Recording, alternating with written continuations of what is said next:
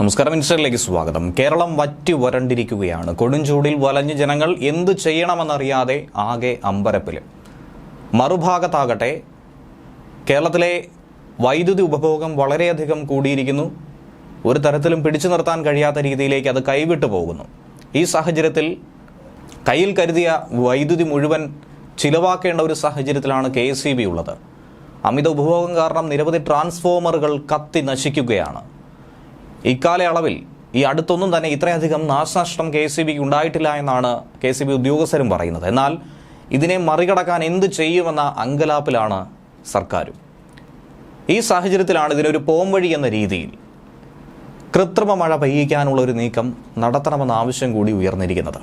ഇപ്പോഴത്തെ കടുത്ത ഉഷ്ണതരംഗത്തിനുള്ള പ്രതിവിധി എന്ന രീതിയിലാണ് കൃത്രിമ മഴ പെയ്യിക്കാൻ അടിയന്തര നടപടി സ്വീകരിക്കണമെന്ന് ആവശ്യമുയരുന്നത്. മറ്റാരുമല്ല, തൃശൂർ കയ്പമംഗലം MLA ആയ ET ടൈസൺ മാസ്റ്ററാണ് മുഖ്യമന്ത്രി പിണറായി വിജയന് ഇതുമായി ബന്ധപ്പെട്ട ഒരു കത്ത് സമർപ്പിച്ചിരിക്കുന്നത്. അറേബ്യൻ രാജ്യങ്ങളിലും അയൽ സംസ്ഥാനങ്ങളായിട്ടുള്ള കർണാടകയിലും മഹാരാഷ്ട്രയിലുമൊക്കെ ഉഷ്ണതരംഗം കടുത്ത രീതിയിൽ മുന്നോട്ട് പോകുമ്പോൾ അസഹനീയമാകുന്ന സാഹചര്യത്തിലൊക്കെ തന്നെ അവർ കൃത്രിമ മഴ പെയ്യിക്കാറുണ്ട്. ഒരു താൽക്കാലിക ആശ്വാസം എന്ന രീതിയിൽ അത് വലിയ തോതിൽ ഉപയോഗം ചെയ്യാറുമുണ്ട്. മേഘങ്ങളിൽ രാസവസ്തു വിതറി മഴ പെയ്യിപ്പിക്കുന്ന ഒരു പദ്ധതിയാണ് അവർ അങ്ങനെ നടപ്പിലാക്കാറുള്ളത്. അത് കേരളത്തിൽ നടപ്പിലാക്കണമെന്നാണ് ഒരു വലിയ ഇടവേളയ്ക്ക് ശേഷം വീണ്ടും ആവശ്യപ്പെടുന്നത്. സമാനമായ ആവശ്യം ഒരു 7 വർഷങ്ങൾക്ക് മുൻപും ഉയർന്നിരുന്നു. അന്നും കടുത്ത വരൾച്ച അഭിമുഖീകരിച്ച സാഹചര്യത്തിൽ കൃത്രിമ മഴ പെയ്യിക്കാനുള്ള പദ്ധതിയും തയ്യാറെടുപ്പും ഒക്കെ തന്നെ കേരളം നടത്തിയിരുന്നു. സമാനമായ രീതിയിൽ ഇത് ഇപ്പോൾ നടപ്പിലാക്കണമെന്നാണ് ആവശ്യമുയരുന്നത്. ചിലവ് ചുരുക്കാനായി ഈ രംഗത്ത് വിദഗ്ധരായ UAEയുടെ സഹായം തേടിയാൽ മതിയെന്നാണ് ഈ കത്തിൽ MLA നിർദ്ദേശിക്കുന്നത്. മഹാരാഷ്ട്ര, ആന്ധ്ര, കർണാടക, തമിഴ്നാട് തുടങ്ങിയ സംസ്ഥാനങ്ങൾ ഇതിനോടകം തന്നെ ക്ലൗഡ് സീഡിംഗ് എന്നറിയപ്പെടുന്ന കൃത്രിമ മഴ നടത്തിയിട്ടുണ്ട്. എന്നാൽ ചരിത്രത്തിൽ ആദ്യമായിട്ടാണ് കേരളം ഇത്തരത്തിലൊരു പരീക്ഷണത്തിന് മുതിരുന്നത്. 2014 മുതൽ തുടരുന്ന കൊടും വരൾച്ചയ്ക്ക് പരിഹാരമായി 2017 കർണാടക കൃത്രിമ മഴ പരീക്ഷണം നടത്തിയിരുന്നു. അമേരിക്കയിൽ നിന്നെത്തിച്ച BQ-100 വിമാനം വഴിയാണ് മേഘങ്ങളിൽ രാസപദാർത്ഥങ്ങൾ തളിച്ച് കൃത്രിമമായി മഴ പെയ്യിച്ചത്. ഏകദേശം 30 കോടിയോളം രൂപയാണ് അന്ന് അതിന് ചിലവായതും. എന്നാൽ വിമാനം വഴിയുള്ള സീഡിങ്ങിലെ വലിയ ചിലവ് കണക്കിലെടുത്ത് സംസ്ഥാനത്ത് ആദ്യഘട്ടത്തിൽ ഭൂമിയിൽ നിന്നുകൊണ്ടുള്ള ക്ലൗഡ് സീഡിങ്ങിനാണ് ശാസ്ത്രജ്ഞർ പദ്ധതിയിട്ടത്. മേഘങ്ങൾ മഴ ചൊരിയണമെങ്കിൽ അവയിലെ ജലകണികകൾക്ക് വലിപ്പവും ഭാരവും ഒക്കെ തന്നെ ഉണ്ടാകണം. അതില്ലാത്തത് കൊണ്ടാണ് മഴയായി പെയ്യാത്തത്. പലപ്പോഴും മഴ പെയ്യാതെ മേഘങ്ങൾ അന്തരീക്ഷത്തിൽ തങ്ങി നിൽക്കുന്ന ഒരു സാഹചര്യവും ഉണ്ടാകും. ആ സാഹചര്യത്തിലാണ് ക്ലൗഡ് സീഡിംഗ് എന്ന സാങ്കേതിക വിദ്യയിലൂടെ മഴ പെയ്യിച്ച് കൃത്രിമമായി എത്തിക്കുന്നത്.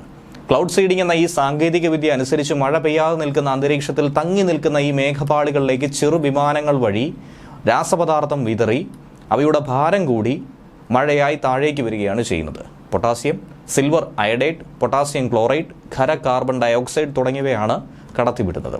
ഇതോടെ മേഘകണങ്ങൾ മഴയായി പൊഴിയും. ഇത് സാധാരണ രീതിയിൽ മഴ പെയ്യിക്കുന്നതിനോ കൃത്രിമ മഞ്ഞ് വരുത്തുന്നതിനോ ആണ് കൂടുതലായും ഉപയോഗിക്കുന്നത്. ഇതുകൂടാതെ പല മേഖലകളിലും കൂടുതലായി മൂടൽമഞ്ഞ് അനുഭവപ്പെടുമ്പോൾ അതിനെ കുറയ്ക്കാനും ഈ പ്രവർത്തനം ഉപയോഗിക്കാറുണ്ട്. കൃത്രിമ മഴ വിജയിക്കണമെങ്കിൽ അന്തരീക്ഷത്തിൽ ചാരനിറത്തിലുള്ള മേഘങ്ങൾ ഉണ്ടാകണമെന്നതാണ് പ്രത്യേകത. കേരളത്തിൽ സാധാരണഗതിയിലുള്ള നീലമേഘങ്ങൾക്ക് പകരം ഇത്തരം ചാരമേഘങ്ങൾ ഉഷ്ണതരംഗത്തിനിടയിൽ ദൃശ്യമായിട്ടുണ്ടെന്നും വിദഗ്ധർ തന്നെ പറയുന്നുണ്ട്. കാലാവസ്ഥാ വിദഗ്ധരുടെ അഭിപ്രായം കൂടി ആരാഞ്ഞിട്ടായിരിക്കും ഈ നീക്കം നടത്തുക. സാധാരണഗതിയിൽ 2500 മുതൽ 4000 മീറ്റർ ഉയരത്തിൽ ദൃശ്യമാകുന്ന altocumulus, cirrocumulus, stratus ഗണത്തിലുള്ള മേഘങ്ങളാൽ ആവൃതമാണ് അന്തരീക്ഷമെന്ന് പറയുന്നത്. കേരളത്തിൽ അങ്ങോളം ഇങ്ങോളമായി അതിർത്തി പ്രദേശങ്ങളിൽ നമുക്ക് ക്ലൗഡ് സീഡിംഗ് നടത്തി കൃത്രിമമായി മഴ പെയ്യിച്ചെടുക്കാൻ കഴിയും. എങ്ങനെയാണ് ക്ലൗഡ് സീഡിങ്ങിൻ്റെ ഒരു പ്രക്രിയ എന്ന് ചോദിച്ചു കഴിഞ്ഞാൽ ലഘുവായി പറയുകയാണെങ്കിൽ, നേരത്തെ പരാമർശിച്ച രാസവസ്തുക്കൾ, സിൽവർ അയഡൈഡോ മറ്റ് രാസവസ്തുക്കളോ ചെറുവിമാനങ്ങൾ ഉപയോഗിച്ചുകൊണ്ട് മേഘപാളികളിൽ ഇങ്ങനെ വിതറും. അതിനുശേഷം ഈ രാസവസ്തു മേഘങ്ങളിൽ എത്തിച്ചേരുന്നു. മേഘപാളികളെ അത് കൂടുതലായി തണുപ്പിക്കുന്നു. അത് ഐസ് ക്രിസ്റ്റലുകളായി രൂപാന്തരം പ്രാപിച്ച് മുകളിൽ നിന്നും താഴേക്ക് പൊഴിയും. എന്നാൽ ഒരു പരിധിയിൽ നിന്നും താഴേക്ക് ഐസ് വീഴുമ്പോൾ അവ അടുത്ത രൂപത്തിലേക്ക് മാറുന്നു. ദ്രവരൂപത്തിലേക്ക് മാറി മഴയായി ഭൂമിയിൽ പതിക്കുന്നു. ഇത്തരമൊരു ലഘു പദ്ധതിയായി കാണുന്നെങ്കിലും ഇതിന് ചിലവ് വളരെ വലുത് തന്നെയാണ്.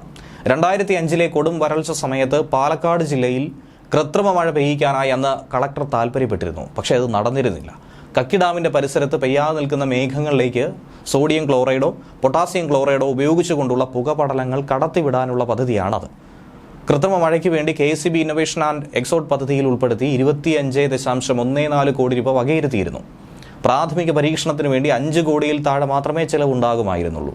എന്നാലും അതൊന്നും തന്നെ നടപ്പിലായില്ല എന്ന് വേണം മനസ്സിലാക്കാൻ. ഇനിയിപ്പോൾ ഇതിനു വേണ്ടി ഒരു 100 കോടി ചെലവായിരുന്നാലും അത് ലാഭമായിരിക്കുമെന്നാണ് വിദഗ്ധർ അനുമാനിക്കുന്നത്. കാരണം ഇപ്പോഴത്തെ കൊടും വരൾച്ചയിലും ഉഷ്ണതരംഗത്തിലും വൈദ്യുതി അമിത ഉപഭോഗത്തിലുമൊക്കെ തന്നെ വലിയ തോതിലുള്ള കോടാനുകോടി നാശനഷ്ടമായി തന്നെ കണക്കാക്കുന്നുണ്ട്. ഇതിനേറെ പറയുന്നു 1000 കോടിക്ക് മുകളിലാണ് ഒരു ഏകദേശ കണക്ക് പരിശോധിക്കുമ്പോൾ നമുക്ക് മനസ്സിലാക്കാൻ കഴിയുന്നത്. കൃഷിനാശം മാത്രം കണക്കിലെടുത്താൽ 45,399 ഹെക്ടറിലാണ് സംഭവിച്ചത്. അതിലെ നഷ്ടം ഒരു ഏകദേശ കണക്ക് പരിശോധിക്കുമ്പോൾ 875 കോടി രൂപയിൽ അടുത്ത് വരും.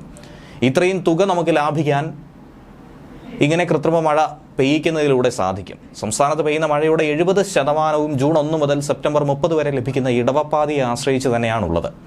എന്നാൽ ഇത്തവണ കാലാവസ്ഥ വളരെയധികം രൂക്ഷമാകുന്നു. കൊടും ചൂട് തന്നെയാണ് കഴിഞ്ഞ 2 മാസമായി അനുഭവിക്കുന്നത്. അതിനിടയിൽ ആശ്വാസമെന്നോണം ഇടയ്ക്കിടയ്ക്ക് ചെറിയ മഴ വരുന്നുവെങ്കിലും തൊട്ടടുത്ത ദിവസം കടുത്ത ചൂട് തന്നെയാണ് ജനങ്ങളെ വലയ്ക്കുന്നത്. എന്നാൽ കഴിഞ്ഞ കുറച്ച് വർഷമായി തെക്ക് പടിഞ്ഞാറൻ മൺസൂൺ കേരളത്തെ അങ്ങനെ കാര്യമായി അനുഗ്രഹിച്ചിട്ടില്ല. പല രാജ്യങ്ങളിലും ക്ലൗഡ് സീഡിംഗ് ചെയ്തിട്ടുണ്ടെങ്കിലും ഇതിൻ്റെ പാർശ്വഫലങ്ങൾ ഇനിയും പഠിച്ചു വരുന്നതേ ഉള്ളൂ. ഇതിന് നിരവധി പാർശ്വഫലങ്ങൾ വിദഗ്ധർ ചൂണ്ടിക്കാണിക്കുന്നുമുണ്ട്. ഇതുകൂടാതെ ഇത് വളരെ ചിലവേറിയതാണ് എന്നുള്ളതും ഭരണ സംവിധാനത്തെ ഇത് ചെയ്യുന്നതിൽ നിന്നും പിന്നോട്ട് വലിക്കുകയാണ്. ന്യൂസ് ഡെസ്ക് മലയാളി വാർത്ത ഇൻസൈറ്റ്.